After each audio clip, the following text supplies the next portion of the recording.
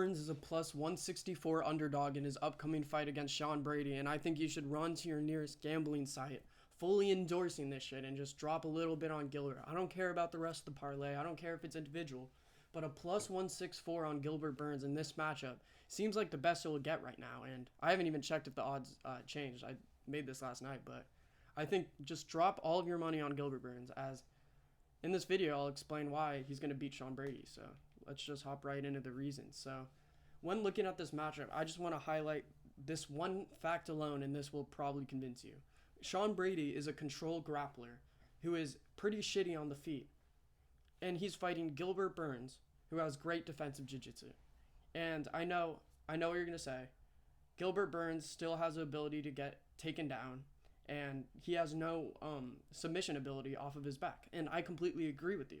But that's not what I mean. I mean, no one in the world is going to get him down. If Khamzat Chimaev is doing everything, doing the most to get you on the floor, then Sean Brady is not this next level grappler like Khamzat Chimaev. He's just usually this lay on you, prey on you type of guy who submitted Kelvin Gastelum just because he was bored, I think, at that point, and he wasn't really expecting him to do anything. So I just think this matchup, when looking at Sean Brady, he's been rocked in his last two fights before the Gastelum fight. Like his Bilal Muhammad fight, that was just a clear showing of just dominance. I mean, he was having some success, but at most of the point it was just a jab and he was on his back foot. Sean Brady's completely lost on the feet. He's kind of like a type of bathroom brawler, you know what I'm saying? Like put your chin down, like kind of Clay Guida type of guy. But he has no power, so it's not really anything to be too afraid about. And Gilbert Burns, we all know who Gilbert Burns is nowadays. He's a proven slugger. Gilbert Burns, even if he's getting dominated by Bilal Muhammad, is still landing a clean punch every once in a while that I think can obviously knock out Sean Brady if he's getting rocked by Michael Chiesa. That's just embarrassing. And I think he's old. He's 38 at this point, but I don't really think that matters too much for MMA. With his clinch striking, he can take advantage of that.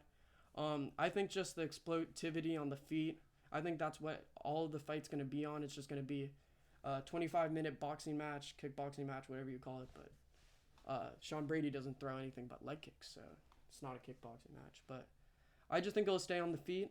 Gilbert Burns is a way more powerful dude with better entries who's more explosive. So it's going to stay on the feet, and Gilbert Burns is better on the feet. So I feel like that is a clear win for Gilbert Burns, and he's at a plus 164. Let me remind you. Plus 164 at the same size. Sean Brady isn't this super lengthy guy who's going to keep him at bay.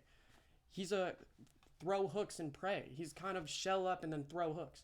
He has some good 1-2s, I guess, in the what was it, Court McGee fight. He was showing those off, but I didn't really see any of that in any other fights. Recently, he's just turned into a guy who will get controlled time on the floor, and I just think that won't work against the top echelon of welterweight. So yeah, thanks for watching. Don't be this goober, but drop your money on Gilbert Burns, and yeah, I'll see you in the next video.